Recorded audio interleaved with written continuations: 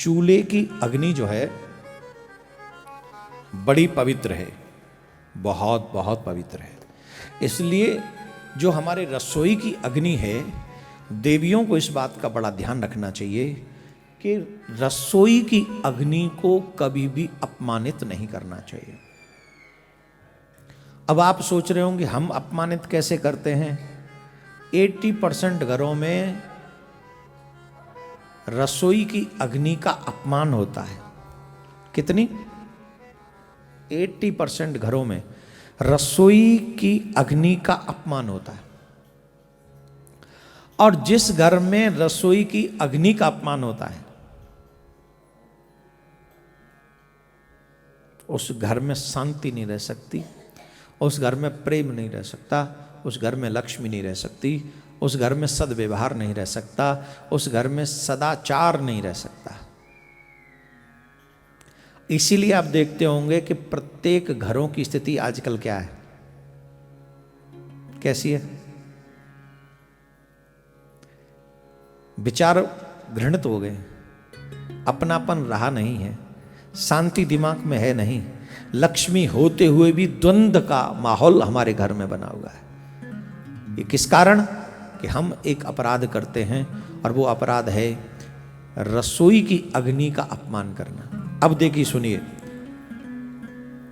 सभी पुरुषार्थों को प्रदान करने वाले हैं अग्निदेव। सभी रत्न अग्नि से उत्पन्न होते हैं और सभी रत्नों को यही धारण करते हैं। वेदों में सर्वप्रथम ऋग्वेद का नाम तो आता है और उसमें प्रथम शब्द है अग्नि। क्या है? अग्नि। अतः यह कहा जा सकता है कि विश्व साहित्य का प्रथम शब्द अग्नि ही है। ऐत्रेय ब्राह्मण आदि ब्राह्मण ग्रंथों में यह बार बार कहा गया है कि देवताओं में प्रथम स्थान अग्नि का है। इसलिए पुराणों के अनुसार इनकी पत्नी स्वाहा है। ये सब देवताओं के मुख्य हैं और इनमें जो आहुति दी जाती है वह इन्हीं के द्वारा देवताओं तक पहुंचाई जाती है। केवल ऋग्वेद में अग्नि के 2 और सूत्रों को प्राप्त होते हैं, 2 और सूत्र प्राप्त होते हैं। इसी प्रकार यजुर्वेद, सामवेद, अथर्ववेद में भी इनकी स्तुति प्राप्त होती है। ऋग्वेद में प्रथम सूत्र में अग्नि को प्रार्थना करते हुए विश्वामित्र के पुत्र मधुछंदा कहते हैं कि मैं सर्वप्रथम अग्नि देवता की स्तुति करता हूँ, जो सभी यज्ञ और पुरोहित कहे गए हैं। पुरोहितों के राजा को सर्वप्रथम मैं प्रणाम करता हूँ। समस्त अभिष्ट को सिद्ध करते हैं। उसी प्रकार अग्निदेव भी यजमान समस्त कामनाओं को पूर्ण करते हैं। अग्निदेव की 7 जिह्वाएं हैं। अग्निदेव की 7 जिह्वाएं बताई गई हैं। उन जिह्वाओं के नाम इस प्रकार हैं: काली, कराली, मनोजवा, सुलोहिता, ध्रुमवर्णी, स्फुलिंगी तथा विश्वरुचि। ये अग्निदेव की 7 जिह्वाएं हैं। और जिस रसोई में हम जिस अग्नि को प्रज्वलित करते हैं उसका नाम क्या है जानते हो? नहीं, उसका नाम है पावक। क्या है? और जो यज्ञ में अग्नि का दर्शन होता है उस यज्ञ की अग्नि का नाम है वेखानर मीन्स बरद। इसका मतलब है, पहले हमारी मतलब की रसोई की बात हम कर रहे थे, रसोई की अग्नि का नाम है पावक। पावक जो सबको पवित्र करे।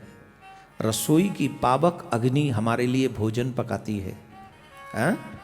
जिस अग्नि के द्वारा पकाए हुए प्रसाद को हम ग्रहण करते हैं, और वो रसोई जो हमारा जीवन चलाती है, वो अग्नि जो हमारा जीवन चलाती है, हमें भोजन बनाकर देती है, उस अग्नि का अपमान हम जानबूझ के करते हैं।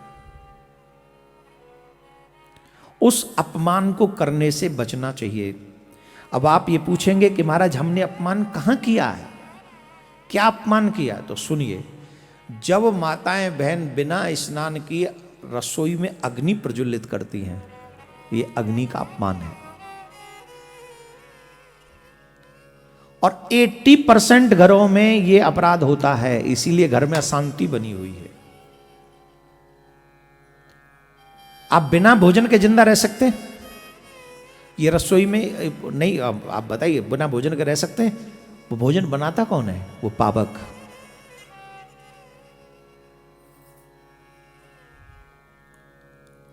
वो अग्निदेव जो हमें भोजन बना कर देते हैं, पकाते हैं प्रसाद को, जब आप बिना स्नान किए उस अग्नि को प्रज्वलित करते हैं तो अग्निदेव का अपमान होता है। मैं आपसे पूछता हूं, आप अपने मंदिर में बिना नहाए जाते हैं? क्यों नहीं जाते? भगवान के मंदिर में हम जा नहीं सकते बिना नहाए, पवित्रता का ध्यान रखना चाहिए। तो फिर अग्निदेव क्या देवता नहीं? अगर अग्निदेव देवता हैं तो बिना जले बिना स्नान किए रसोई में अग्निदेव का आह्वान कैसे कर सकते हैं? आपने ध्यान किया होगा, जब नया घर बनता है, रसोई उद्घाटन होता है सब, तो पहले अग्निदेव चूल्हे का पूजन होता है, अग्निदेव का आह्वान किया जाता है। उस समय बिना नहाए होते हो आप? बोलो नहीं ना।